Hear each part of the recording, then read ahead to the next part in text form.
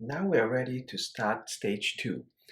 This step will involve creating a view model as well as using dagger injection. First, create a new class called checklist view model. View model is an Android component that allows you to store data and will allow you to separate the concerns between the UI and the data layer. With this, we will initially set up a variable that holds a live data.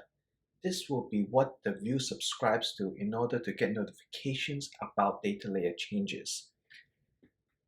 Once we have the live data, we will want to create an internal variable which is of type mutable live data. This allows the clients to only subscribe to an immutable state, which allows them to only listen to changes and not make changes. The internal variable would be the one that we change inside view model. So this ensures that only the view model is able to update the data. After that, we'll just create a simple init function where we will set our mutable live data with the data we originally created in the checklist fragment. For now, just copy and paste the existing list of items directly into the view model.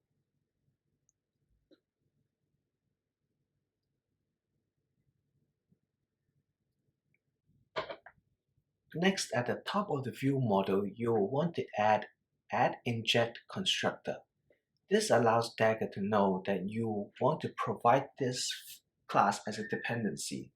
And in your fragment, you'll be able to create a new variable called viewModel, which is of type ChartListViewModel. And then you can just use the by viewModels extension function to help you get that dependency automatically. After you have the view model created, you want to remove the adapter submit list that we've created, as we do not want the dummy data anymore.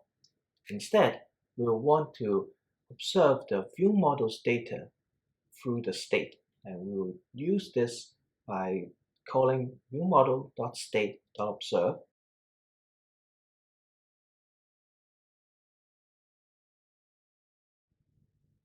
We'll pass in this fragment as the owner of this observer, and then we'll create a new observer that listens to a list of checklist items. Make sure to import the correct observer class, and once you have that, you will see that it returns a new item for us. We can use this new list of items that's returned from the view holder to update our adapter list.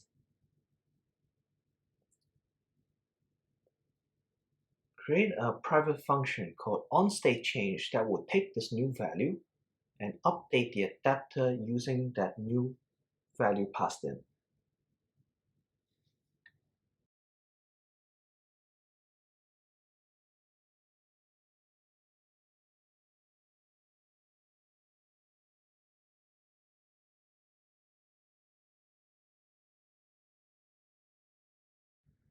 At this stage, we've moved all our data to the view model, so you should run the app to make sure that everything is still working exactly as it is.